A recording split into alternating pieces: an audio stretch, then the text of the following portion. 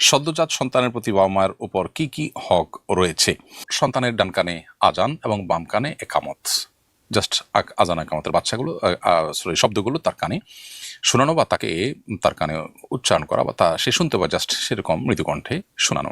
তৃতীয়ত তাহনিক করা, অর্থাৎ কোনো নেককার মোত্তাকি পরহেজগার মানুষকে দিয়ে সেরকম কাউকে না পাওয়া গেলে নিজেরা করতে পারেন।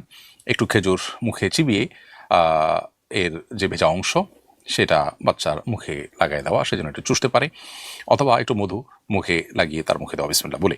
এটাকে তাহনিক বলা হয়। নেককার মোত্তাকি পরহেজগার মানুষকে দিয়ে এটা করানো যেতে পারে। এছাড়া সপ্তম দিনে বাচ্চার মাথার চুল চেষে সেটার ওজন পরিমাণ স্বর্ণ অথবা ওজন পরিমাণ রূপা, যার যার সামর্থ্য অনুযায়ী, অথবা স্বর্ণ বা রূপার মূল্য গরিব বা দুঃখীদেরকে দান করে দিতে হবে। এটি মুস্তাহাব একটি কাজ, না করতে পারলে বড় কোনো অসুবিধা নেই, তবে করা সুন্নাত, মুস্তাহাব। আর এছাড়া সপ্তম দিনে তার আকিকা করা, ছেলে হলে 2টি ছাগল, মেয়ে হলে 1টি ছাগল জবে করে আল্লাহর নামে জবে করে তার পক্ষ থেকে আকিকা দিতে হবে। এবং জবে করার পর বা জবে করার সময় বলবে, আল্লাহ এটি হলো আমার অমুক সন্তানের আকিকা। তার আগে তার জন্য সুন্দর একটা নাম নির্বাচন করতে হবে। সে নাম নির্বাচন করার ক্ষেত্রে শরিয়ার যে নীতিমালা আছে সেগুলো লক্ষ্য করে তার মুসলিম আইডেন্টিটি প্রকাশ পায় সেরকম নাম রাখার চেষ্টা করতে